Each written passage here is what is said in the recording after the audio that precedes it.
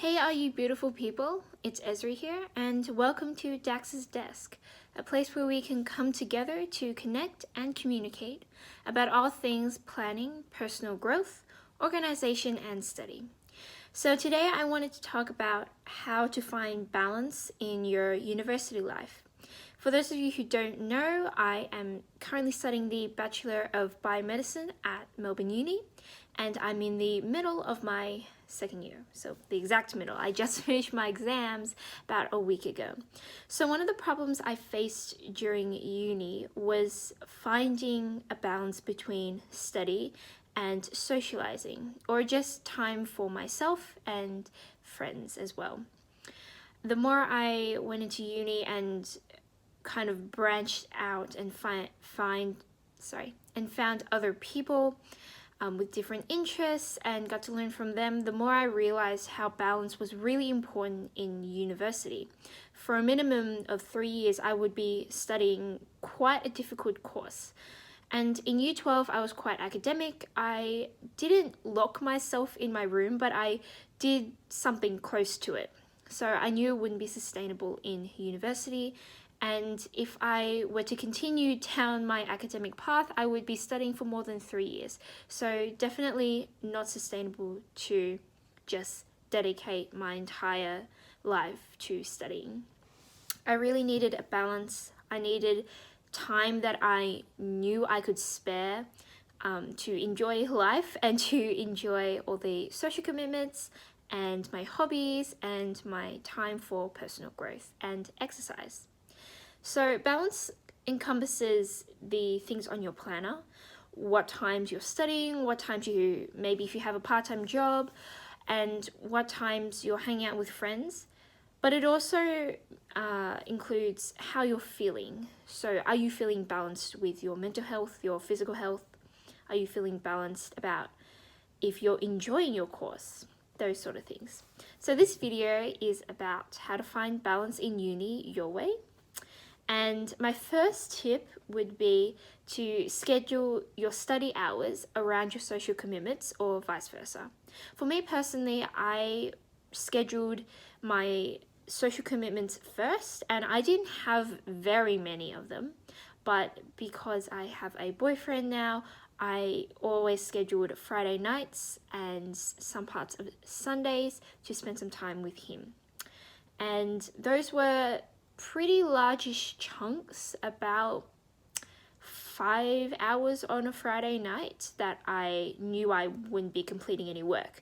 So if I knew that was going to happen, I knew I would have to finish all of my studying beforehand. And that kind of gave me the motivation to say, okay, I need to finish these particular tasks before Friday night so that I won't be under the pump on the weekend.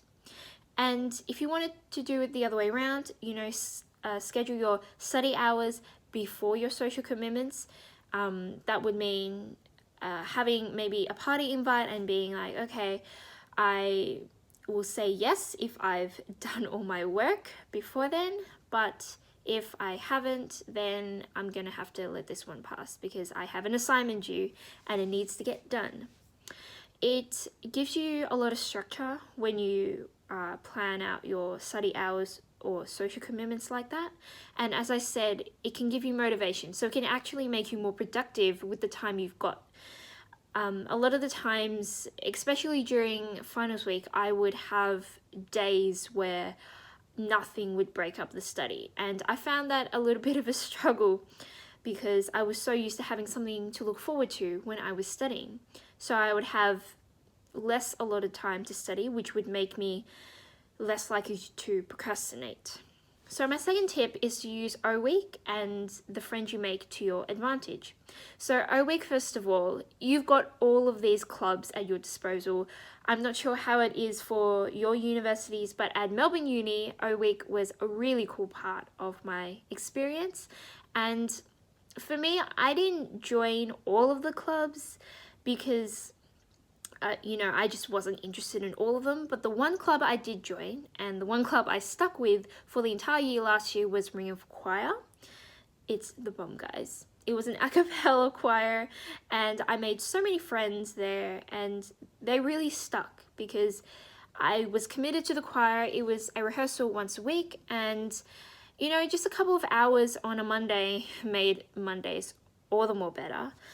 And it just helped me build a really good social network outside of my degree. I think I met like 1 or 2 people doing my degree in Ring of Choir, but the rest came from all different walks of life, including my boyfriend who was doing teaching, so very different to biomed. I would say for clubs, choose something you're passionate about. Don't just sign up for the most cheapest sign up or sign up for something that gives you freebies. Well, you can do that anyway, but Ring of Choir just really was a highlight of last year's university experience. And because I stuck with it, I got all these benefits out of it. There was a camp, and I just got to feel like a bit of a small community of about 20 or 30 people outside of my course. I would say, as a general tip, be responsible in picking events that occur at night, because I know if you're partying even for one night, that rolls on to the next morning, and you may be waking up in the afternoon or something, and you've lost the entire morning to study. And me being a morning person, I really dislike that. So I would be more inclined to pick out events that happen during the day. Of course, I went to some parties and some dances and balls and all of that. And I knew that I would be sacrificing a bit of morning study time, but I did that quite rarely. So if you were going to party a lot, just be prepared to basically lose the morning the next day, especially if you have classes. That's not fun. And my last tip is to be flexible. So you've got your when you are socializing and when you are doing the balancing act of study and fun. You've got your what, which is from your O week and where you'll make friends. And now there's another tip that I'm going to share, which is to do with how your needs change over the semester or over the year. Things pop up. You might have family members coming down from overseas, and you're going to have to play host for the entire week. Or, you get sick and you're not able to concentrate or study for a couple of days. Bigger things can happen in terms of long term. So maybe you get a new job and you have to reevaluate your study schedule. I had a job from last year, from July, I think. So for the second half of the year, and I knew that it was a tutoring / lecturing job.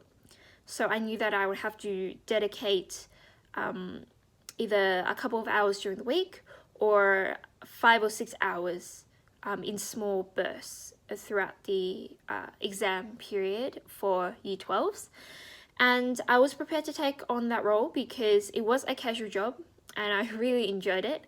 But I knew I had to reevaluate my schedule, and I would have to say no to some things because I was being sent to high schools that were really far away to teach. So I'd have to say no to some other social commitments sometimes.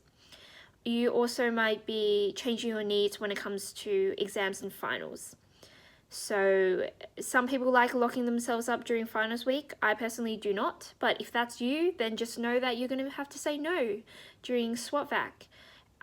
If you prefer to do a little partying during SWAT-VAC or some social commitments, then be prepared to take that on board. So those are my tips for finding and maintaining balance in uni. I hope you guys are having a great day, and I'll see you later. Bye.